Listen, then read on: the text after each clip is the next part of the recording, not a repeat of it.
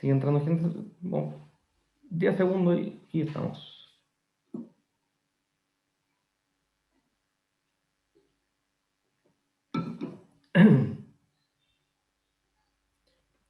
Bien. Estamos entonces. Les quiero dar la bienvenida a todos los inscritos a esta conversación que vamos a tener para presentar un documento que pretende reflexionar respecto de la importancia de la competencia. Ustedes dirán, bueno, no hay mucha novedad en eso. Sin embargo, yo creo que es súper importante porque fija posiciones, no solo económicas, no solo respecto de lo que esperamos económicamente para los países, sino que también creo que fija posiciones valóricas. Y eso a mí me parece central. Es un documento que yo creo que también refleja la relevancia que le ha dado Horizontal, el centro de estudios que hoy día nos convoca, al tema de la competencia, para que no esté, digamos, en algún rincón por ahí perdido en un programa de gobierno, sino que algo que creo que se considera central del bienestar y el quehacer público, finalmente. Y para conversar de este documento, que ustedes pueden encontrar en la página de Horizontal, tenemos una mesa de lujo. Está invitada Claudia Sangüesa, doctora en Economía de la Universidad de Cambridge, directora del CEAS de la Universidad Mayor e investigadora del COES. También nos acompaña Rafael Benguán, doctor en Economía de la Universidad de Minnesota, es académico de la UDP y es presidente de la Comisión Nacional de Productividad y candidato, ¿no? Y candidato a concejal. Y nos acompaña también Felipe Irarrázaval. Felipe es abogado, el único abogado de la mesa. Felipe fue fiscal nacional económico por 8 años, Felipe. Sí, ¿no? Casi cerca de 8 años, no sé si un poco menos, un poco más. Un poco más. Un poco más, claro. A mí se me hizo mucho más largo, Felipe. Perdón. Bueno, y hoy Felipe, después de ser fiscal nacional económico, es director del Centro de Competencia de la Universidad Adolfo Ibáñez, así que sigue relacionado con estos temas. Para partir la conversación que tenemos hoy, le quiero dar la palabra a Felipe. Lo que les proponemos, para que sepan nuestros invitados, es que cada uno va a hacer un breve comentario respecto a este documento, de los elementos que consideran interesantes destacar respecto de este documento de la competencia que publicó Horizontal, y posteriormente vamos a estar haciendo preguntas a todos los que nos acompañan. Si ustedes ven abajo en el panel de Zoom, van a ver que hay un cuadrito que dice Q y A, pregunta y respuesta. Entonces por ahí pueden ir dejando sus preguntas y respuestas y nosotros las vamos a ir leyendo y vamos a ir transmitiéndoselas a nuestros invitados en la medida que las vayan haciendo. Así que eso, dejo entonces primero a Felipe para que nos comente lo que le llamó la atención respecto de este trabajo publicado por Horizontal. Muchas gracias, Jorge. Bueno, yo felicito a Horizontal. Este es un documento que se lanzó el 21 de diciembre como regalo Pascua, ¿no? Unos días antes de la Pascua, y es Mercados Competitivos, motor fundamental del bienestar y el desarrollo. Yo creo que es un documento que tiene 3 capítulos. Primero, algo de teoría sobre la idea de competencia, después algunas ideas sobre la competencia en Chile específicamente, y por último, yo creo que es el capítulo más importante y que voy a gastar un poco más de tiempo, que son las propuestas concretas, ¿no? A ver, sobre el primer capítulo, quiero destacar 2 ideas. La primera, esta afirmación de que el rol del Estado para que el mercado produzca resultados benéficos en general no es pasivo. Este debe intervenir evitando perjudicar la competencia, constituyéndose como su límite en los casos que lo ameriten. Y yo creo que eso es bien interesante de la conciencia que yo creo que existe en Chile desde hace un buen tiempo, de que aquí sí hay una actividad insustituible por parte de los organismos del Estado, ¿no? Y eso no es suficiente la autorregulación, no es suficiente el autocontrol, sino que acá se requiere, y eso podríamos discutirlo después, se requiere de un organismo estatal que efectivamente esté controlando a los privados que gozan de las libertades propias que se dan en una economía de mercado. La segunda idea es la idea de la conexión entre competencia y democracia. Esta es una idea que se ha ido desarrollando con mayor fuerza en el último tiempo. Si hay dudas de eso, podemos conversar más. Nosotros estamos a punto de lanzar un artículo que nos escribió para el Centro de Competencia de la UAI Dan Crane, un profesor de Michigan que ha estudiado precisamente la conexión del ascenso del régimen nazista en Alemania y hasta qué punto el hecho de que Alemania tenía una economía cartelizada hizo posible, facilitó, ayudó justamente el gobierno de Hitler, ¿no? Entonces, ahí adquiere efectivamente la libre competencia, adquiere una dimensión muy interesante en su conexión con la democracia, ¿no? Pasando al de la competencia en Chile, ese lo encuentro más escuálido. Hay una cosa, o una lectura un poco negativa, ¿no?, de la percepción del sistema económico, y se dice expresamente que se reconocen los enormes avances en materia de defensa de la competencia que ha tenido lugar en los últimos 10 o 15 años, y aunque la economía chilena mantiene un alto grado de concentración, ¿no? Bueno, yo creo que esa crítica es un poco injusta, y no estoy hablando de mi participación como fiscal, sino que estoy hablando en un periodo, un proceso más largo, ¿no? En el sentido de que creo que la institucionalidad de libre competencia es una institucionalidad bastante ejemplar en el contexto incluso mundial, por cierto latinoamericano, y en esta decadencia institucional a que nos hemos ido sumiendo en estos últimos tiempos, yo creo que a la Fiscalía y el Tribunal, creo yo, y mantienen un alto nivel de reputación, lo que no es poco porque son temas que son súper complicados, ¿no? El otro punto en ese capítulo, el capítulo 2, es la conexión con la regulación. Aquí hay mucho que decir, es muy relevante, y justo hoy día recordamos con Jorge un caso muy interesante de conexión entre competencia y regulación, y se lo voy a contar en un segundo. Básicamente los colados de una empresa muy importante, estos colados para las guaguas, para los bebés, y que tenía una participación del mercado cercano al 95%. Esto fue una investigación de oficio de la Fiscalía hace unos años atrás. Bueno, y se dieron cuenta que había una sola empresa en Chile que producía esto, y que los productos importados de colado no se podían traer porque no cumplían las regulaciones de salud. Y las regulaciones de salud suponían una guagua que estaba casi cercano a la desnutrición, y los colados tenían que tener cerca de 2.000 calorías, digamos, ¿no?, que era una cosa completamente desfasada, y ahora justamente el problema es la obesidad y no la desnutrición como en los años 70. Y en salud nadie se había preocupado de revisar esa regulación, y eso le da efectivamente una ventaja a esa empresa que era casi monopólica, porque no se podían traer los productos importados, porque ningún fabricante iba a producir una línea de negocio de esas características, digamos, además que era completamente contraproducente para los tiempos actuales. Vamos a las propuestas de competencia, en los minutos que me quedan. A ver, la primera es la modernización del Estado, y esa claramente es una cuestión que cojea, que está pendiente, que hay que arreglarla, y ahí quizás podemos conversar con Claudia y con Rafael qué podemos hacer. Hay unas cosas a mí que me llamaron la atención, que, bueno, primero esta cuestión del servicio civil, ¿no? ¿Hasta qué punto ampliarlo? ¿Hasta qué punto obtener una independencia efectiva del órgano burocrático, ¿no?, en el Estado?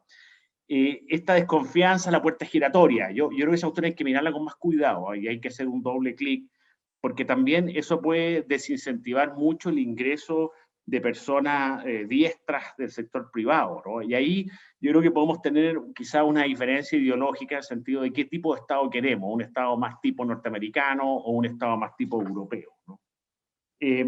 Sobre, bueno, la calidad, la coherencia regulatoria, y ahí hice el ejemplo del caso Colado, que yo creo que es bien sintomático.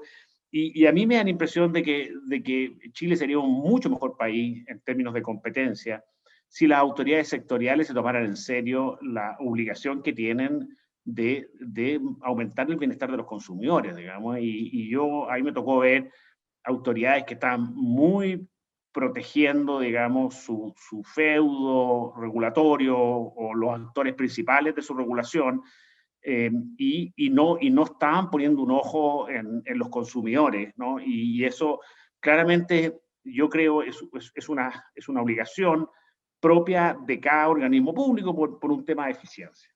Voy más rápido. Después hay un tema, bueno, de las Express y de exigir un análisis de, no sé, pues de los efectos de la regulación. Yo creo que esa cuestión le llora a este país algo así, ¿no? Que es una cuestión un poquito más técnica sobre cuáles son los efectos de la ley. Lo que a mí no sé, me hace pensar es si hasta qué punto se necesita tener una nueva institución o crear una institucionalidad. Yo pienso que, ¿por qué no el Congreso tiene asesores buenos, digamos? Que no es a mí la impresión que tengo es que no es el caso, que tengan asesores serios, buenos, que estén pensando en el interés del país, no en facciones políticas, y ellos podrían efectivamente hacer un análisis y un contrapeso respecto de las leyes, y sería algo que esté alojado dentro del mismo Congreso. Ahí también, esto a Rafael puede que no le guste tanto, hay una sugerencia respecto a la Comisión Nacional de Productividad. A mí entender, es mucho más dúctil, especializado, y ha demostrado hacerlo muy bien, a mi juicio, en el último tiempo, la Fiscalía Nacional Económica en esa materia. Sobre compras públicas, bueno, está de alguna forma resumido el informe justamente de la Fiscalía Nacional Económica. Desafío de la digitalización, esto es evidente. Este es el gran tema, y yo creo que es un tema laboral, de capacitación, es el gran tema. Y dentro de ese tema, una cuestión que es una vergüenza en este país, es la desprotección de los datos sensibles. Es una vergüenza. ¿Usted cuántas veces uno tiene que dar el root en su vida diaria, y realmente esa ley de 1999 no tiene ninguna aplicación? Es una vergüenza que el Congreso todavía no haya aprobado esa regulación. Y ahí me atrevo a decir que quizá, no sé, el Tribunal de Libre Competencia, bueno, yo tengo el sesgo de la libre competencia, pero quizá ahí podría hacer un aporte en esa materia como un organismo que ya está funcionando. Y el tema de las plataformas digitales es un tema que es muy difícil, muy complicado. Aquí se dice las autoridades de libre competencia deben estar muy atentas, y yo estoy de acuerdo con eso, pero lo que puede hacer Chile en un contexto de empresas digitales, de plataformas digitales globales, es bastante reducido y humilde a mi juicio. Eso puedo después profundizar sobre eso. Y con esto termino el comercio internacional. Aquí hay una crítica a la Comisión Nacional encargada de investigar la existencia de distorsiones.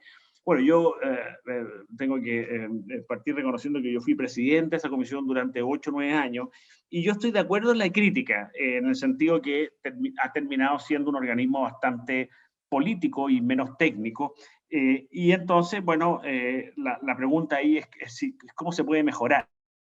La solución que dan en este artículo de horizontal es que es involucrar al tribunal en esta materia. Yo lo encuentro un poquito peligroso, quizá un poquito naif, porque los temas de antidumping y salvaguardia son temas muy, muy complicados en las relaciones de Chile en el contexto de la globalización, ¿no? Y van a seguir siendo complicados a futuro, de manera que requiere una cierta sensibilidad política. Entonces, suponer que esto es estrictamente técnico, yo creo, de nuevo, que puede ser un poco naif. Y por último, y ahora sí que termino porque ya se me acabó el tiempo, el tema consumidores. Yo creo que en parte, a mi juicio, la tirria o las reacciones de disconformidad, de disgusto en relación a la economía de mercado, en parte se deben porque en Chile no ha habido hasta ahora, a pesar de que han habido esfuerzos, hayan habido muy buenos directores, especialmente en el último tiempo, pero no ha habido en Chile una institución seria que fije los límites de forma razonable, porque tampoco se le puede dar siempre al consumidor la razón en el tema de los derechos de los consumidores. Muchas gracias.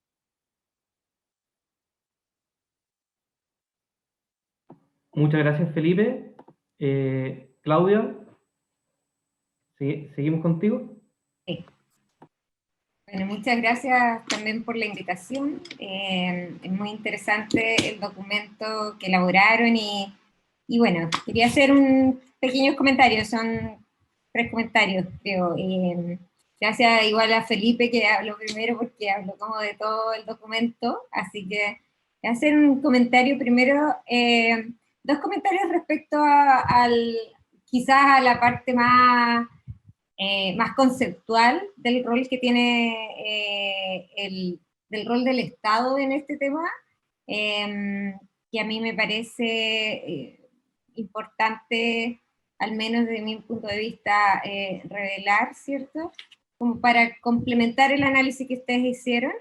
Y por último, un par de comentarios a las propuestas concretas que también a mí me llamaron la atención. Entonces, respecto al rol del Estado, habían un comentario que quería hacer, que a mí me pareció que en los últimos años se reveló un rol del Estado que creo que estaba un poco ausente, o el rol de lo público, básicamente, en mercados que están también altamente concentrados, y cómo el Estado o lo público también puede ayudar como primero, como que hace falta, porque hay una demanda por él, y segundo, hay como una experiencia que se puede lograr. Me refiero, por ejemplo, al ejemplo de las farmacias populares. Como que aparecieron las farmacias populares y como que en el fondo ahí el Estado, como no Estado, porque era de los municipios, ¿cierto? Pero en el sentido de lo público, ¿sí? Como una provisión de farmacias, ¿cierto? Un rol como más empresarial del Estado en mercados que realmente son poco competitivos, aparece ahí un rol interesante que yo creo que mueve el mercado y efectivamente genera un alto bienestar en la población, tiene demanda, ¿cierto? Y creo que hay otros mercados posiblemente donde también hay un rol del Estado así como ente, como agente económico que ayuda a movilizar mercados que están altamente concentrados. Después hay otro comentario que quería hacer, que era como quizás complementar, no es complementar, hay otro ejemplo, digamos, que a mí me aparece siempre, que es como, por ejemplo, en los medios de comunicación, en el mercado de los medios de comunicación, también ahí hay un rol que juega lo público, ¿cierto? Interesante, que yo creo que de repente se ha malentendido en el sentido de cuál es el rol de los medios de comunicación públicos en estos mercados, como si fueran iguales, digamos, a los privados para hacer la competencia, pero hay otros países que tienen un rol distinto, que, como no sé, como la BBC, por ejemplo, que se financian distinto y que además tienen como un orden de prioridad distinto, en el fondo, unos principios distintos. Creo que como eso hay hartos mercados donde puede el Estado, por decirlo así, o lo público, siempre pienso en lo público porque son de repente empresas públicas independientes, digamos, o autónomas. Después hay otro tema que quería hacer, que en el fondo el rol de la competencia en los mercados, creo que en Chile como se abusó un poco del concepto en algunos espacios, por ejemplo en educación. En mi opinión, como que ahí faltó, más que competencia, faltó más planificación, o sea, como dónde realmente vamos a tener colegios públicos de buena calidad, ¿cierto? Y cuál es la función del privado subvencionado en la provisión de educación pública, más que en la competencia, ¿cierto? Es como el fortalecimiento de la calidad. Y yo creo que ahí, tanto en salud como en educación, hace más bien falta planificación que competencia. Entonces, por ahí dejaría esos mercados fuera. Y obviamente que creo que el documento no está centrado en eso, ¿cierto? Está centrado en otras cosas. Después era el comentario de la concentración, también me llamó la atención eso. No sé si como nombraron el tema, pero no sé si fueron mucho más allá de eso. En la concentración económica, básicamente, que es que podría ser un resultado, esto es toda una hipótesis, ¿cierto? Pero podría ser un resultado también del funcionamiento de los mercados, ¿cierto? Produce problemas con los mismos mercados, porque en el fondo concentrar, hay varios mecanismos, pero uno de los mecanismos tiene que ver con el financiamiento de la política, y básicamente en la influencia que pueden tener en ciertas industrias ciertos actores para modificar las leyes y alterar en el fondo la política pública, hacerla más ineficiente. Entonces, creo que ahí no había tantas propuestas, ¿cierto? Y yo creo que no es tan fácil también elaborar propuestas en ese sentido, pero creo que ahí sí el rol público también hace falta, como también de redistribución de recursos para que haya también más competencia. Básicamente estas barreras de entrada a las cuales ustedes se refieren también están en muchos ámbitos. Y la riqueza, básicamente, inicial, te produce la mala distribución de la riqueza inicial te produce ciertas también barreras en el sentido de quién tiene la posibilidad de invertir en sus proyectos, de crear nuevos proyectos, ¿cierto? Y yo creo que ahí hay elementos innovadores que podrían hacerse, diseñarse en base a ciertos mecanismos, ¿sí? Como de ahorro colectivo o mecanismos de préstamos para poder invertir en ciertos... Que es como el rol del Estado, pero no tanto, porque en realidad es más bien un rol redistributivo del Estado para generar más inversión privada. Y después, por último, respecto a las propuestas, me llamaron la atención básicamente en realidad tres propuestas, una que tiene que ver con la modernización del Estado, que me parecieron súper interesantes respecto a la propuesta de crear un servicio civil, ¿cierto? Que me parece que es necesario. Yo creo que modernizar el Estado y hacerlo serio es parte también de una agenda transversal, porque uno quiere también tener mejores servicios públicos, ¿cierto? Pero también entonces tiene que justificar que ese gasto público está bien usado. Y el segundo, el tema de las puertas giratorias, ¿cierto? Terminar con esto de la puerta giratoria, yo creo que eso es fundamental, no solo para el funcionamiento del Estado, sino que también del sector privado, ¿cierto? Y la confianza o desconfianza que podría generar, que generan estas puertas giratorias en varias áreas de los bienes públicos en Chile. Y por último, me encantó las propuestas que tienen que ver con temas de capital humano, las últimas propuestas que tienen que ver con la coordinación entre la formación de capital humano técnico y también las necesidades que hay en estos mercados. Yo creo que es fundamental. Lo discutimos mucho en la reforma de educación superior en algún minuto. También ahí creo que falta, para mejorar la competencia, falta planificación, falta más rol del Estado ahí en el sentido de estudiar y hacer serio, ¿cierto?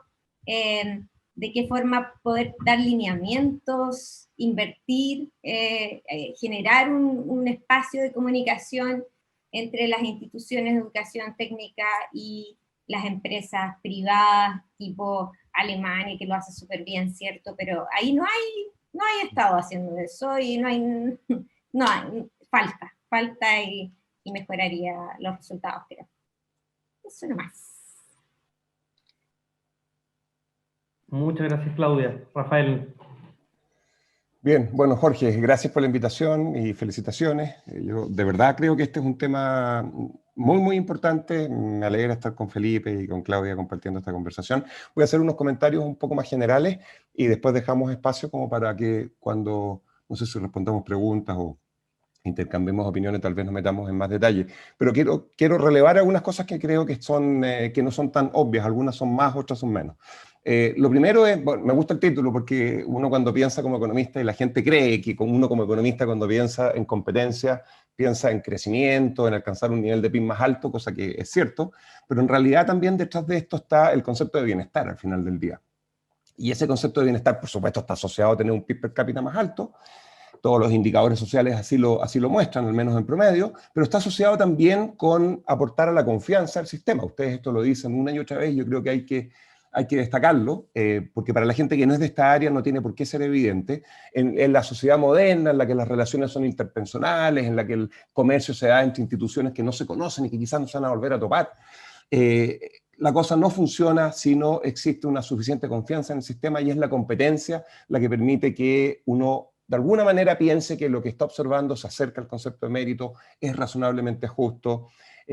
Incluso aunque parezca contradictorio, cuando uno piensa en competencia, uno piensa en agarrarse a coscachos y tratar de como un juego de suma cero, cuando en realidad desde la economía la competencia es fundamental para que estemos trabajando en pos de un proyecto común, en que si hay algunas desigualdades o diferencias, pensemos que esas resultan de manera legítima, de un juego justo, en el que al final del día hay posibilidad de que estemos mejor. Entonces yo quería relatar ese primer tema, aunque parece bien conceptual, creo que es súper importante y no siempre está en el debate. Ahora, ¿por qué los economistas pensamos? Ustedes lo dicen una y otra vez, y yo quiero destacar esto sobre todo por si hay gente que no es del área nuestra, digamos, que está escuchando.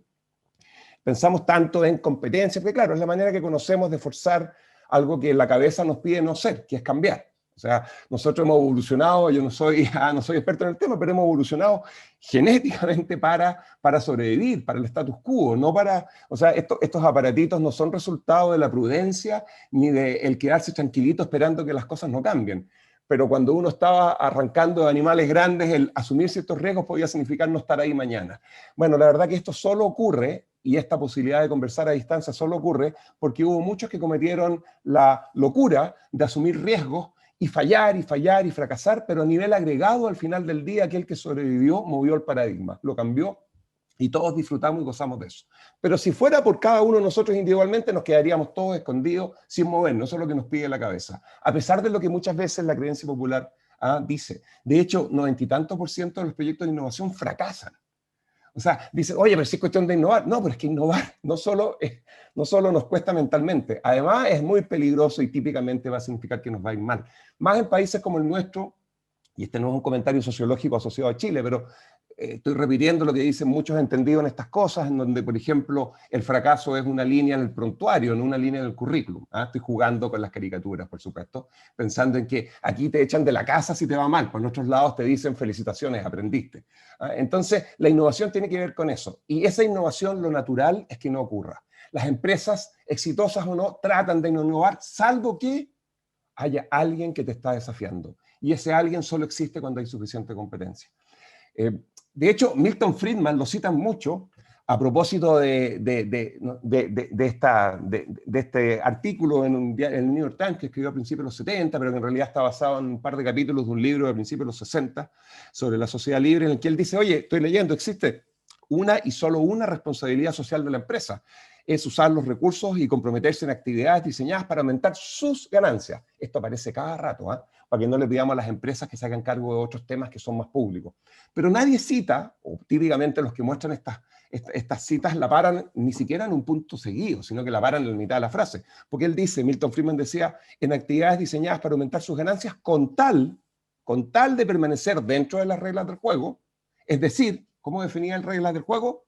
Comprometerse a una competencia abierta y libre, sin engaño o fraude. Lo del engaño o fraude parece obvio.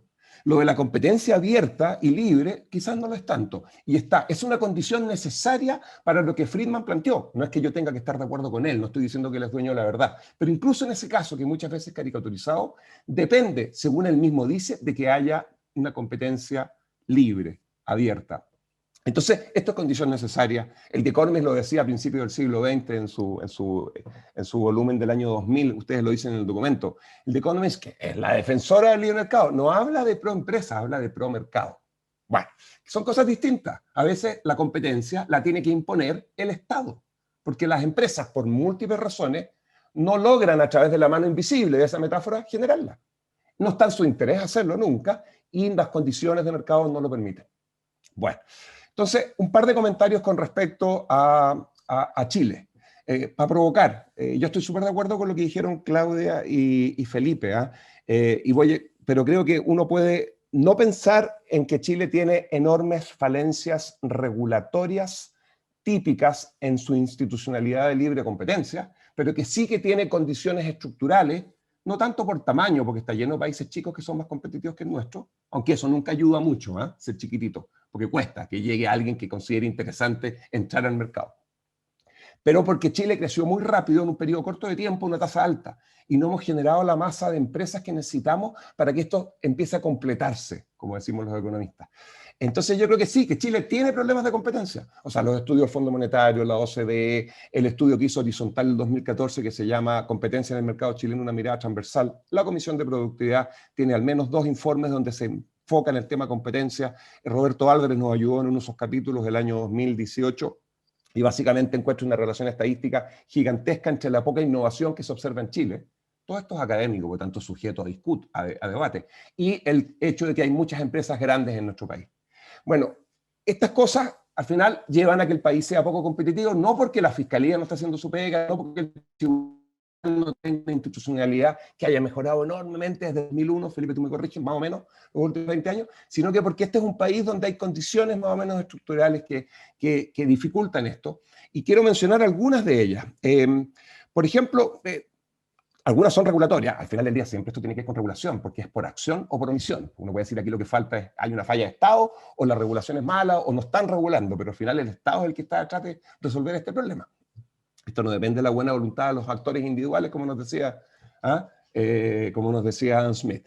Bueno, pero por ejemplo, un par de datos que me parecen interesantes, anecdóticos, la gente no tiene por qué conocerlos. Por ejemplo, en Chile no hay pocas empresas chicas, lo que hay son pocas empresas medianas. Esto es en comparación con la audiencia internacional. Voy a hacer un título para una columna. Aquí lo que falta es una clase media empresarial. Se nota que estoy de candidato a concejal. Te fijas, estoy con el eslogan. Entonces aquí necesitamos una clase esto lo dijo el BID cuando dijo the missing middle. De verdad, en América Latina uno tiene una tasa de nacimiento de empresas razonablemente sana en comparación con otros países. Hay 1000 problemas. Y un porcentaje de empresas grandes que como el número de empresas no es tan grande, pero que acaparan una parte mayor del mercado. Entonces hay más concentración. Bueno, no son las chicas las que van a ir a mirar a los ojos horizontalmente a una empresa grande. Es imposible. Igual como los consumidores tampoco podemos hacerlo, por eso existe la protección al consumidor. No son los proveedores, son las empresas del medio, y muy poquitas de ellas que nacieron chicas, que agarran escala y que son capaces, insisto, poquitas de ellas de desafiar. O sea, que hablemos de Corner Shop y de Notco todo el tiempo en Chile, y deberíamos hablar también de Lagoon, ¿te acuerdas? Crystal Lagoon. Pero estamos hablando de un país que cuando vemos el ingreso que tenemos deberíamos tener muchos más ejemplos. Hay pocos casos en Chile de empresas que agarran un tamaño mediano y puedan mirar y desafiar a las grandes empresas. No se trata, porque si tuviera aquí el gerente de alguna gran empresa chilena exitosa, me diría, yo me saco la cresta trabajando. No, si esto, insisto, esto tiene que ver no solo con maldad, ni con estar coludiéndose, ni cometiendo un delito. Tiene que ver con que si yo estoy tranquilo, si estoy cómodo, si hay una rentabilidad razonable, si mi cabeza me pide no innovar, ¿por qué voy a ser yo uno de los 9 que va a morir en el proceso para que el 10º mueva la frontera del conocimiento? Entonces yo tengo que tener a alguien que me amenaza y me desafía y me dice que si yo no hago lo que no quiero hacer, hay una probabilidad de que me quiten el mercado. Eso es lo que la competencia logra, pero eso lo hacen las medianas. Ahora, déjenme, porque me queda un minuto, hacer un par de comentarios con respecto a qué es lo que hay detrás de esto. A ver, algunas cosas que a mí me parece que no ayudan. Entonces yo no sé si fui claro o no, pero quería hacer una diferencia entre lo que planteaba Felipe, en términos de que yo creo que incluso si tenemos la mejor legislación de libre competencia del mundo, hay otras cosas, por acción o omisión. Por ejemplo, me voy a agarrar de Felipe, perdona que me pase 15 segundos, porque conozco el mercado financiero. Yo creo, y no lo puedo demostrar, pero creo que hay bastante evidencia, que por ser la regulación financiera en general, hija de la crisis de la deuda del 82-83, lo mismo pasa en otros países de la región, ¿eh? Cuando la cosa está complicada, crisis subprime, aparecemos como un país responsable y prudente. Pero esas son anomalías. Es como cuando uno va al psicólogo. Tú no estás 24/7 en el psicólogo, porque tú el 99% del tiempo estás tratando de vivir por tu cuenta y qué sé yo. Entonces, la economía no vive en crisis. Y cuando no está en crisis, tú necesitas que haya innovación. Y ahí la prudencia excesiva mata el cambio, y cuando tienes una regulación que, por ejemplo, premia la homogenización, castiga la heterogeneidad, tienes puras instituciones financieras que son iguales entre ellas, no hay bancos de nicho, es mucho más difícil para un pequeño productor tener acceso a financiamiento porque no están hechos los sistemas, no les interesa. La centralización, la Constitución yo creo que tiene mucho que ver con eso. La prudencia fiscal te lleva a que todo pasa en Santiago, pero ¿quién conoce la realidad de regiones que de verdad es heterogénea? Y entonces para que no se pierdan dineros. El Ministerio de Hacienda funciona como si tuviéramos una crisis financiera todo el tiempo, pero no lo estamos. Y eso tiene que ver con cultura, con regulación y con cosas que son más sutiles y que son difíciles de resolver y que yo creo que caracterizan mucho a Chile. Por un tema de tiempo, voy a parar acá, solo voy a decir, tengo un cuadro resumen para poder después desarrollarlo. Yo creo que promover la competencia es, creo yo, probablemente si algún día fuera ministro, yo diría que es el desafío clave para aspirar a cerrar la brecha con el desarrollo, por su efecto en productividad, pero también porque mejora la confianza y por lo tanto ayuda a tener un proyecto común. Y segundo, de esta manera entonces uno tiene al final como una especie de mayor cohesión social.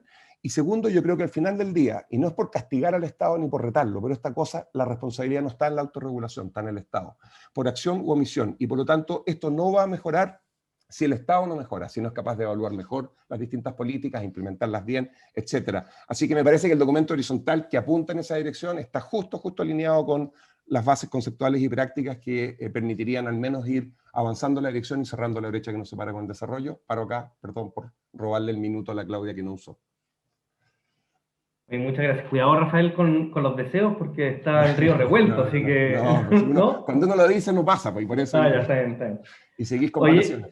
tengo varias preguntas y han ido llegando muchas más. Quiero darle un tiempo a eso, pero quiero partir con una de las que yo tenía pensada para usted y que quiero ver quién la quiere tomar. Varios rozaron, tocaron tangencialmente estos temas.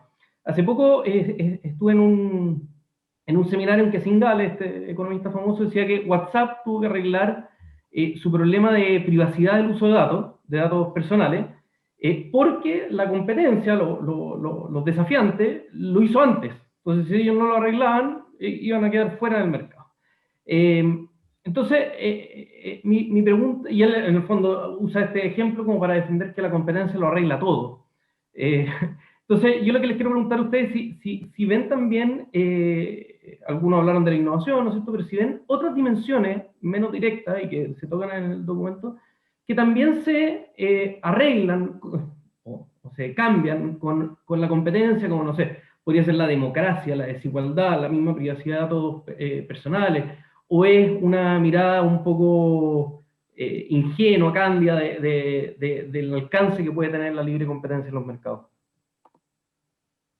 No sé si alguno la quiere tomar. Mejor así no estuvo, porque si no, yo acabo de terminar de hablar, sí. Así que no sé. Dale, aprovecha el vuelo y así... Ya, pero muy cortito, porque si no, vamos a terminar de hablar, para no cansar a la gente. Pero, no, bueno, va a depender mucho también de cómo definamos el concepto. A mí me parece que lo importante que yo trataría de destacar es que si entendemos competencia en un sentido sano, esto no es una caricatura, esto no es mercado versus Estado. Al revés, por eso yo di el ejemplo, que estaba implícito en lo que dijo la Claudia, cuando la Claudia habla del Estado. No es porque la Claudia sea de izquierda, digamos, o si alguien habla del mercado, no es porque sea de derecha. O sea, tú no puedes imaginar un país que funcione bien si no tiene un Estado y un mercado que funcionen bien. Pero el concepto de competencia no es exclusivo al mercado del Estado. De hecho, voy a dar un par de ejemplos. O sea, hubo, por ejemplo, la licitación de carteras AFP, que puede ser debatida y que puede ser una buena o una mala política. Pero eso fue liderado por economistas que lo que querían era justamente generar, pero fue impuesto desde el Estado. O sea, si tú tienes condiciones en las que el mercado, la demanda, la inelasticidad, la posibilidad de entrar, salir, la información que fluye, etcétera, no funciona. Si tienes barreras, como dice el mismo Singales, asociadas a monopolios naturales, a problemas de contratos incompletos, a problemas de información, etcétera, claro, el Estado está lleno de fallas, tantas o más que el mercado, pero no va a ser el mercado el que lo va a resolver. Vamos a tener que vivir en un mundo segundo mejor, como ya hay economistas, como no sé, en su momento el mismo Harberger decía, yo sé que hay monopolios y los monopolios son terribles y no nos gustan, pero ¿sabéis qué más? El Estado es tan incapaz de resolverlo que prefiero vivir con monopolios que con un Estado tratando. Bueno, pero estamos en el año 2021, no estamos en el año 1962 o 1958. Y yo creo que el ejemplo que nadie conoce de, por ejemplo, la licitación de seguros para las carteras hipotecarias en los bancos, que te cobraban, o sea, la gente no se acuerda, pero el que tuvo un crédito hipotecario por ahí por el 2011, este es un proyecto de ley de la Superintendencia de Valores y Seguros que a mí me tocó como superintendente de banco confirmar, pero en realidad venía todo de valores. Oye, yo vi, porque estaba metido en el tema y mucha gente no se dio cuenta, como créditos hipotecarios de un departamento equivalente hoy día a 4.000 UF, que no es barato, pero no estamos hablando de un departamento súper caro, bajaban su dividendo en un par de UF, solo por la licitación de seguros por imponer. 2 UF, uno dice, que son 2 UF. Bueno, es harta plata, sobre todo para alguien que no tiene plata. Pero si tú lo pones en 20 años, son varios millones menos en valor presente del valor de lo que estáis comprando. Y eso fue simplemente que existía un acuerdo, un equilibrio en el que no fluía lo suficiente la información para que distintos actores pudieran de alguna manera presionar a otros y a través de forzar licitaciones públicas, qué sé yo, se bajó. No siempre funciona, pero entonces si nosotros entendemos competencia, y cierro con esto, el mismo Singales cuando dice, mira, ¿cuál es la alternativa si yo tengo, porque él está pensando en las high-tech en Estados Unidos que tienen 90% del mercado? ¿Qué vamos a hacer? ¿Vamos a agarrar la empresa y la vamos a dividir en 2? Porque también la concentración es buena desde la economía, porque tiene economías de escala y quizás es resultado de lo exitoso que fuiste. Y quizás queremos eso porque eso permite precios bajos, calidad alta y variedad alta. Pero el punto es que vamos a agarrar la empresa y la vamos a partir en 2. Si es una cosa estructural va a pasar de nuevo. Lo que hay que hacer es imponer, por ejemplo, interoperabilidad. Tenemos que forzar que los datos sean propiedad del consumidor y no de la empresa. Y que yo me los lleve y que otro entonces me ofrezca el servicio. Y que no sea Google el dueño, no sea Facebook, etc. Un poco implícito en lo que decía Felipe. Entonces, al final está hablando de competencia, pero es una competencia en la que hay un montón de rol para el Estado, para la burocracia, para la mirada no autorregulada del mercado. No sé si Felipe o Claudia quieren agarrarse de ahí y agregar. Si no, Mira, parecido a lo que dice Rafael, o sea, yo creo que no es un supermotor la competencia, pero siempre tiene que estar dentro de un ambiente, ¿no? Y ese ambiente implica una serie de formas de actuar, de regulaciones, de cultura, y hay también otros bienes comprometidos. Eso también es interesante, de que el que está perillando los temas de competencia, que es básicamente la institucionalidad de competencia, tiene que ser razonable y tener sentido común en darse cuenta que otros reguladores tienen otras preocupaciones, ¿no? Por ejemplo, algo dijo Rafael, el mundo financiero, bueno, quiere evitar a toda costa, aunque suba el precio de los servicios, que una de las empresas quiebre, porque eso trae un descalabro enorme, ¿no? Así también uno entiende no sé, porque el regulador eléctrico quiere que se pague por capacidad, porque un blackout es claramente un siniestro dentro del sistema. Entonces, eso implica que el precio, claro, no va a ser un precio tan bajo como el deseable por una autoridad de competencia, ¿no? El de transporte público también tiene que estar mirando las externalidades que producen esa industria. Entonces, yo creo que nada en términos absolutos es deseable, y la competencia tiene que estar de alguna forma armonizada con otras políticas públicas que pueden ser o tienen una lógica distinta, a la competencia. Sí, yo igual quería responder un poco a la pregunta concreta que hiciste de estas propuestas de, por ejemplo, regulación de acceso a datos personales. Creo que la discusión hoy en día, o sea, no solo el tema chileno de que eso está completamente regulado, pero también como los cambios tecnológicos y estas empresas high-tech, como decía Rafael, y todo lo que implica, ¿cierto?, tener tan desregulado el acceso a datos personales que finalmente no modifican, bueno, modifican también tus preferencias, pero además es tanta información en el mercado para las empresas que creo que hay esos cambios tecnológicos que uno diría son de alguna manera positivos, ¿cierto? Tienen temas como de conexiones, de redes, cierta información y todo. Ahí sí creo yo que las regulaciones están como atrasadas, básicamente. Lo que está pasando es que al final pasan estas cosas que en algunos, no sé si en todos los mercados, pero en algunos mercados es tanta la ansiedad de los agentes, de las empresas por mantenerse, ¿cierto?, en el mercado, de saber, de discriminar básicamente tan bien la demanda, ¿cierto?, de ofrecer justo el precio, que terminamos con menos competencia que más. O sea, entonces yo creo que efectivamente no es nada naif ese tipo de propuesta y pensar en ese tipo de desafíos, que al final yo creo que estamos como realmente respondiendo tarde. Y yo creo que falta, o sea, si imagínate, falta en Estados Unidos, imagínate acá, falta como una oficina de inteligencia así, en ese sentido, que pueda no solo mirar este tema de los datos personales, sino que muchas otras cosas que están pasando con estas empresas high-tech. Aprovechando de la respuesta a la Claudia, que está bien en línea con una pregunta que le hacen a Felipe nuestros asistentes, la voy a parafrasear, pero básicamente hemos destacado como el rol activo que tiene que tener el Estado en la búsqueda de la promoción, la protección de la libre competencia. Y la pregunta es si, bueno, contamos con un Estado lleno de precariedad en múltiples ámbitos. Entonces, si no corremos el riesgo de finalmente meter la pata al darle tanta atribución al Estado en este rol activo pro competencia. Sí, vi que me preguntó eso. Creo que era Dale, para dale. mí, ¿no? Iba para Felipe, pero si me quiere agarrar, perdón, se la no, hago dale. yo al tiro. Dale tú, Claudia, y voy yo después, si quieres. No, sí, leí, sí, entendí la pregunta.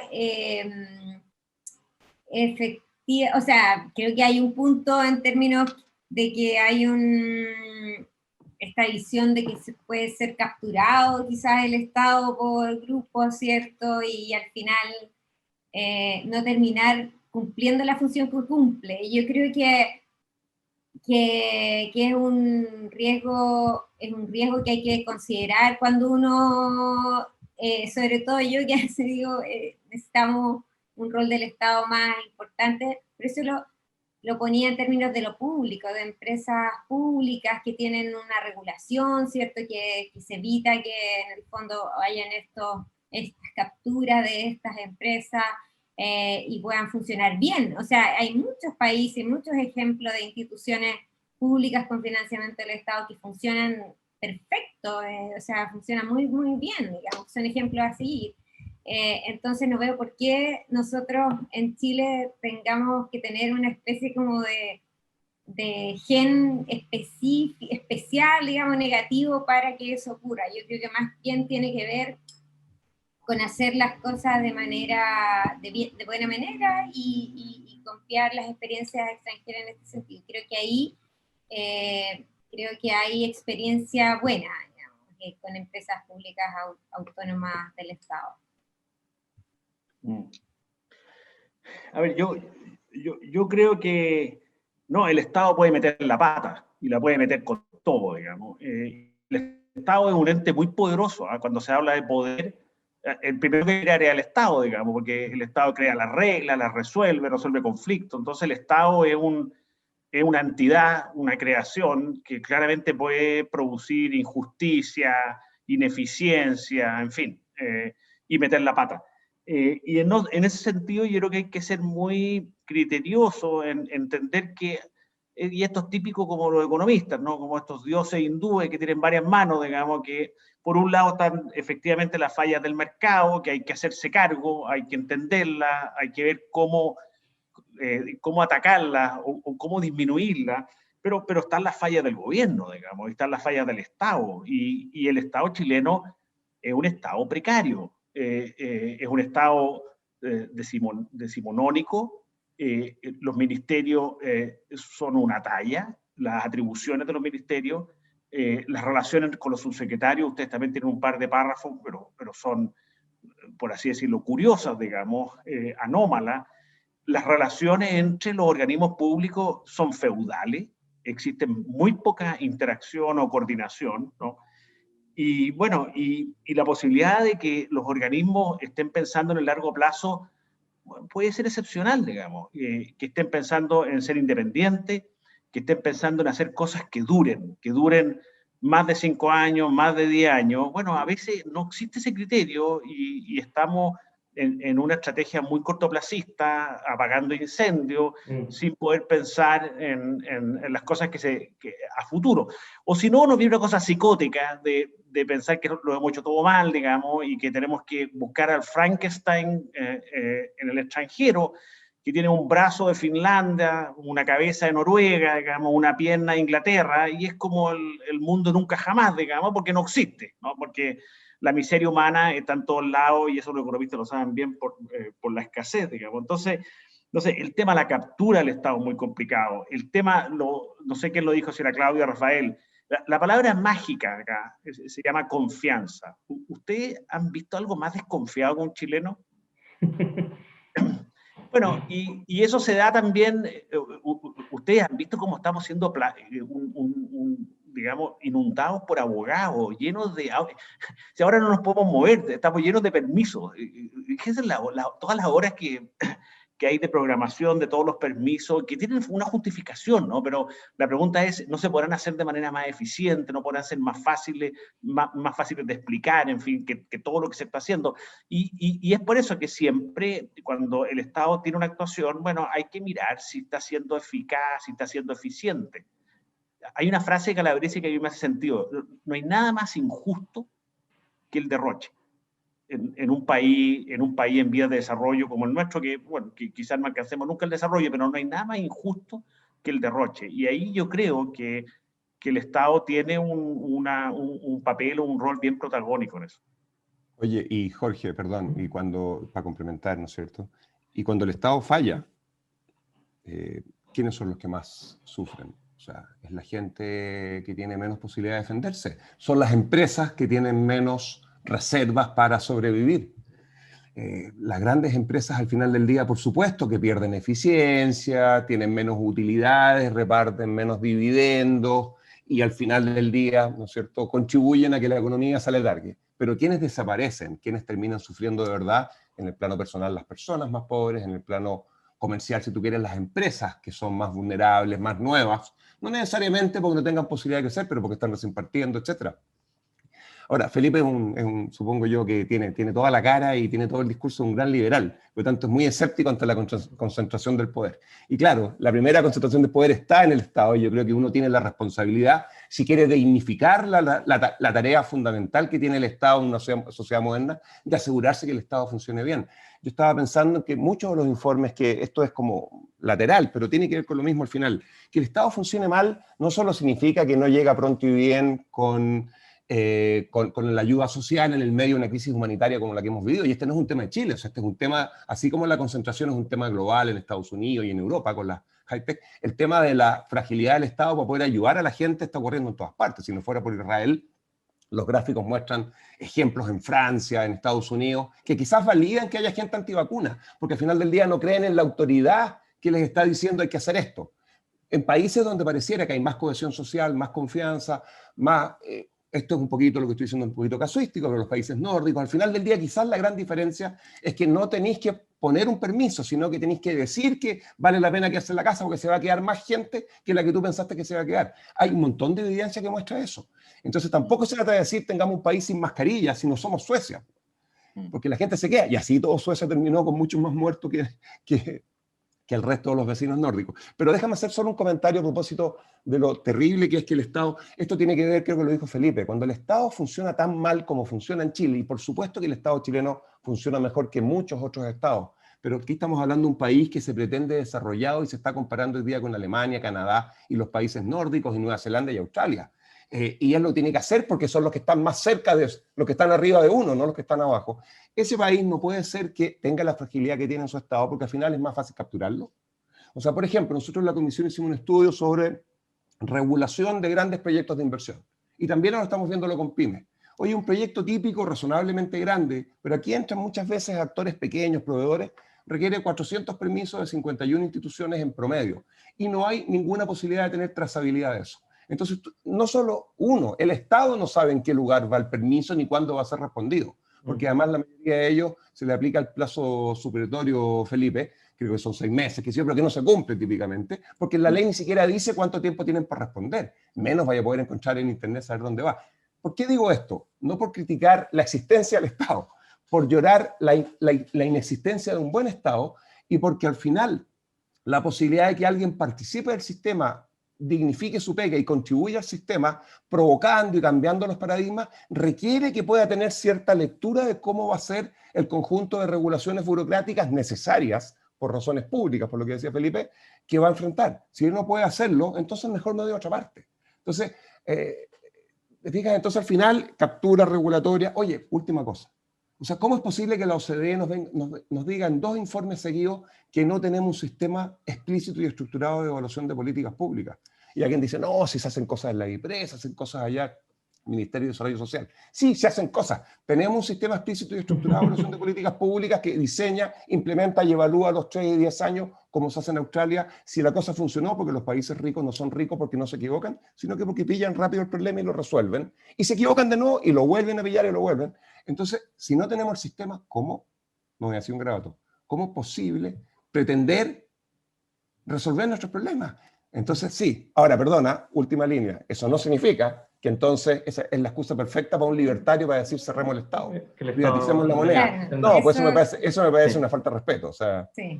No, y ahí quería complementar también, hay un sociólogo canadiense, de hecho, que falleció el año pasado, Eric Olin Wright se llama, que ha escrito varios libros acerca del rol, él llama capitalismo democrático, y también uno lo podría llamar al revés, así, socialismo democrático, ¿cierto? Pero dice instituciones, viene como una nueva etapa que no se solucionó, digamos, hasta ahora, solo con un rol del Estado, que también puede concentrar mucho poder efectivamente y no democratizar las sociedades. Entonces dice, no se soluciona solamente así, sino que también construyendo lo que llama un poder social, que es como la idea de que la sociedad y los ciudadanos, la ciudadanía participe de alguna manera de decisiones. Entonces, por ejemplo, propuestas como la participación de los trabajadores en algunas decisiones de inversión de sus fondos previsionales, por ejemplo, o participación de las comunidades en las decisiones de inversión, no sé, de cierto... Claro, obras públicas. También es una forma de democratizar y de producir cierta competencia, porque en el fondo estás compitiendo por proyectos, por ideas, estás haciendo participar a las personas, a las comunidades. Es como un elemento también distinto, no tradicional, más democrático, que no concentra el poder en un Estado, sino que básicamente desconcentra, de hecho, ni tampoco en el privado, sino que desconcentra la toma de decisiones en la sociedad. Hoy nos quedan muy pocos minutos y no quiero abusar del tiempo, pero no quiero dejar de hacerle una pregunta a cada uno, algunas sacadas de las preguntas que nos han mandado. Pero Claudia, aprovechando, la tuya es la más de orden normativo, la que te tengo preparada, la pregunta. La que tiene más que ver tal vez con el modelo de desarrollo. ¿Ya?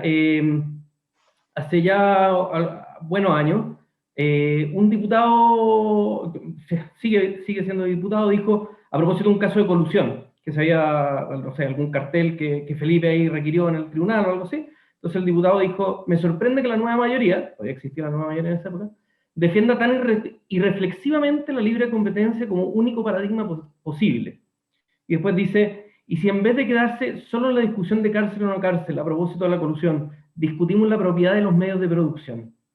Entonces, estaba leyendo, entonces la pregunta es, a propósito de un par de frases que dijo Rafael recién, como modelo económico, ¿es posible, un modelo social, mejor dicho, ¿es posible alcanzar la cohesión social sin libre competencia? ¿Qué opinas tú qué te produce un poco lo que decía este diputado?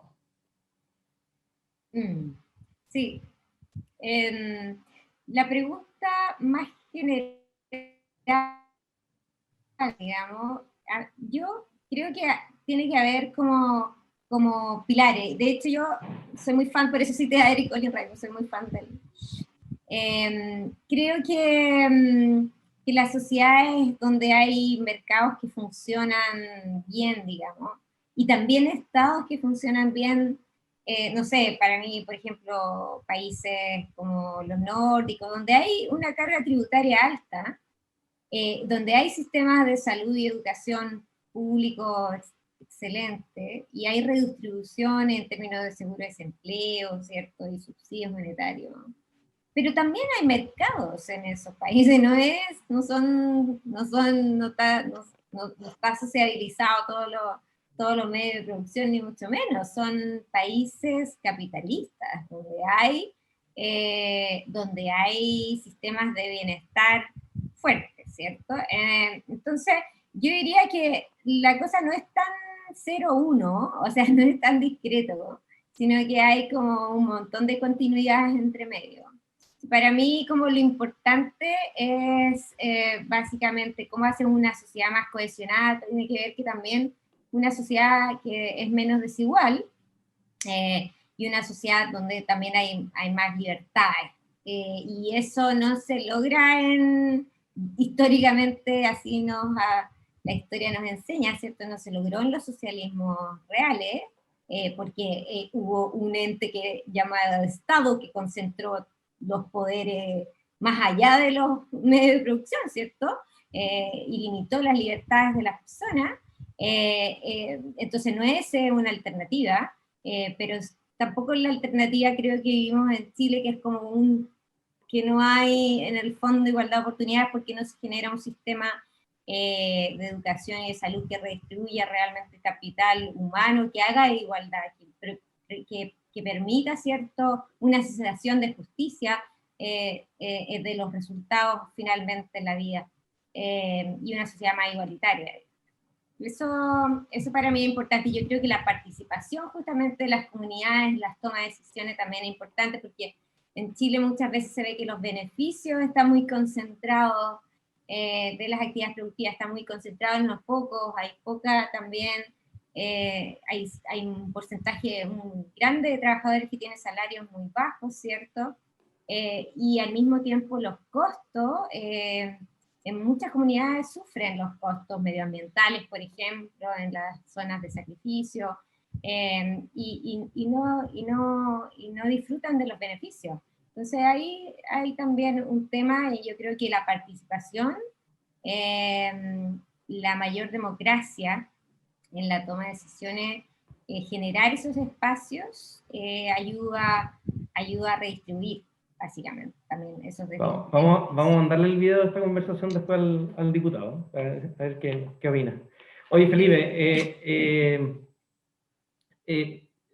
parafraseando una pregunta que llegó del público, y esto también lo conecto con algo más anecdótico. A mí me pasa mucho que pasa un caso de colusión y me empiezan a pedir, oye, hay propuestas de libre competencia, tenemos que desintegrar empresas, tenemos que limitar participación de mercado en no sé qué industria y cosas por el estilo. Entonces, la pregunta que te quiero hacer es respecto de la institucionalidad, de cómo avanzar en lograr más competencia o más sana competencia. ¿Qué rol tiene como la sobriedad, ¿no es cierto? Tal vez cosas poco sexy, hablamos con el ministro de Economía hace poco cuando le fuimos a presentar este documento, tal vez son propuestas poco sexy, ¿no es cierto? Pero que son relevantes. ¿Cuál es tu mirada ahí? Mira, yo creo que la institucionalidad chilena está bastante sana, y bueno, y de tiempo en tiempo es revisada en base a la madurez que ha ido adquiriendo, y se le van entregando nuevos instrumentos, y yo creo que esa forma en que se ha ido desarrollando la institucionalidad es muy positiva, ¿no? En algo que partió en 1959, o sea, que tiene sus años. Y yo creo que en este minuto el toolkit de la autoridad está completo. Ahora, si tú me preguntas a mí qué haría yo, y que creo que es una súper inversión, digamos, y un súper negocio para el país y para todo, es inyectarle recursos a estudios de mercado. Y eso, los estudios de mercado, ustedes han visto la calidad de los estudios que han salido. Además, para los que no sepan, estudios de mercado es una atribución nueva de la Fiscalía Nacional, o sea, semi-nueva de la Fiscalía Nacional Económica, que puede estudiar de oficio alguna industria y hacer propuestas. Claro, y la gracia que tiene, claro, la gracia que tiene que es una cuestión que, bueno, es una cuestión que empezó en 2016 con la ley de 2016. Ustedes han visto los informes que han salido, y la gracia que tiene es que tiene atribuciones para pedirle información a todos. Y la otra gracia que tiene es que hay cierta confianza en que estoy muy preocupada la Fiscalía del tema de la confidencialidad. Y eso es muy importante porque puede haber información muy sensible. Yo aprovecharía eso y yo creo que el país sería mucho mejor si tuviésemos 15 estudios de mercado al año, digamos, y eso no es tan caro. Y ya está, no hay que modificar la ley, nada, sino que hay que inyectarle recursos. Yo espero que, por ejemplo, la reforma a los notarios, que nos tiene trancados en el siglo XIX y es una vergüenza, es una cuestión, la cuestión de los notarios, es una cuestión que todos los gobiernos en los últimos 30 años han pedido reforma. Oye, son 350 personas y tienen capturado a todo el país, digamos, y nunca una ley, salvo esta, yo creo, gracias al informe de la Fiscalía en parte, por la evidencia, por los hechos, ¿no? Por la información dura, nunca un proyecto de ley patrocinado por el Ejecutivo ha logrado entrar a la sala a tramitación en los últimos 30 años. Y esa cuestión, hablando de modernidad y el mundo digital, estamos entrampados en el mundo de la tinta del siglo XIX y tenemos que por lo menos llegar al siglo XX, digamos. Yo no pido el siglo XXI, pero pido el siglo XX, digamos, al final del siglo XX. Y esa cuestión es una vergüenza. Está capturado el Congreso y no logran avanzar esa ley, digamos, que va en beneficio. Ustedes van a la notaría ahora, están llenas, digamos. Es casi como el registro civil, digamos, que también es una vergüenza. Hablando de servicios públicos, digamos, es una vergüenza el registro civil, las colas y el servicio que está dando, digamos. Rafael, también parafraseando, con esto quiero ir cerrando, también parafraseando una pregunta del público, hay una de las propuestas que toca directamente a la Comisión Nacional de Productividad, ¿no es cierto? Te toca a ti, digamos. Entonces la pregunta que yo el público que yo arreglo levemente es ¿cómo ves tú la Comisión Nacional de Productividad en el futuro? ¿Cuáles son los desafíos que tiene? ¿Debería cambiar su rol? ¿Qué opinas tú? Mira, siempre en estas cosas, a mí me da risa cuando uno lee las columnas o las cartas en el diario y la gente empieza a usar ejemplos de países para justificar una determinada manera de pensar la institucionalidad pública. Hay ejemplos, hay comisiones nacionales de productividad, o sea, hay bancos centrales que incluso ni siquiera son autónomos, o sea, porque al final lo que uno quiere es autonomía de facto, a propósito de la discusión un poquito más dura que se ha dado en el último tiempo por la Constitución. Incluso a eso llega la cosa, ¿no es cierto? El banco inglés al final del día actúa de facto, o tiene una manera distinta de enfrentar lo que es el concepto de autonomía, puede definir cómo hacerlo, etcétera. Acá pasa mucho más, porque las comisiones nacionales de productividad son una cosa muy nueva, se están empezando a poner de moda ahora. El concepto es que, por todo lo que hemos hablado, cuando tú quieres generar políticas pro productividad, o quieres generar políticas que mejoren la manera como funciona el Estado, hay muchos grupos que las resisten, dentro del Estado y fuera del Estado, o porque son grupos de interés que tienen una pérdida pecuniaria detrás, o porque hay miedo a tener que cambiar y perder la pega. Oye, una cosa súper humana, una cosa completamente pecuniaria. Bueno, pero el punto es que se resisten. Los costos son inmediatos, los beneficios son de largo plazo, entonces ningún gobierno en su sano juicio, en 4 años sin reelección, va a empezar a echarse encima pura crítica, para que después eventualmente, con una probabilidad, un futuro gobierno en 1 o 2 periodos más coseche. ¿No es cierto? Entonces lo que se hace es que se crean estas instituciones. A mí no me gusta mucho el que se llene el Estado de instituciones que son autónomas, porque creo que de alguna manera degrada la democracia. O sea, los gobiernos y los países tienen derecho a equivocarse y qué sé yo. Pero también entiendo que hay cosas muy excepcionales, como por ejemplo el tema de la inflación, en el que se justifica que te apartes un poco y le quites poder a la democracia, por decirlo de alguna manera. Y yo creo que aquí también existen. Yo no soy independiente, trabajo en la comisión. Por lo que te decía, porque son decisiones de corto plazo, muy costosas, muy resistidas, con beneficios esperados en largo plazo, además con grupos de interés que están detrás y que tenéis que hacerlas de un Estado que es precario. Eso en Chile, en Argentina o incluso en Estados Unidos, pero ¿para qué decir en nuestro país? Entonces, en ese contexto se ha movido esto a instituciones que se hacen cargo de hacer propuestas incómodas, sin que tenga que hacerlas el gobierno, y tratar de empujarla. Y nosotros no solo hacemos propuestas que no son vinculantes, porque obviamente no podemos cogobernar, pero la idea, aunque en Chile no ha funcionado, y que estamos copiando la experiencia australiana, es que el gobierno, representando al Estado, no siga tu recomendación, pero te conteste públicamente por qué no lo hace. Y si quiere decirte que no lo hace porque no es una prioridad, que lo haga. Pero eso va a quedar en la página web y todos nos vamos a enterar de que el gobierno dijo, no quiero cambiar el tema de los notarios, que de hecho, como 1000 otros ejemplos, nosotros hemos propuesto junto con tantos otros informes, a propósito de lo que dijo Felipe, en nuestro primer informe que era Agenda de Agenda, porque justamente era algo que se venía diciéndose 30 años en Chile. Que nos diga el gobierno que del momento, ¿saben qué más? No quiero arreglar esto porque no es una prioridad. Y que la sociedad se entere, que los periodistas lo pongan en columnas, etc. Bueno, hacer recomendaciones incómodas es un objetivo de este tipo de instituciones. Dicho eso, el punto es que esta cosa se llama Comisión Nacional de Productividad, pero en realidad es una agencia que lo que busca es contribuir a mejorar la calidad de las políticas públicas en general. Lo que pasa es que la productividad es un concepto muy importante asociado al crecimiento. Pero a mí, si yo tuviera que ponerle título, a mí me gusta que sea la Comisión Nacional de Productividad porque ancla la visión. Pero en realidad yo pienso en la CNP como una agencia evaluadora de políticas públicas que tiene que hacer recomendaciones para mejorar el funcionamiento del Estado en esta dimensión.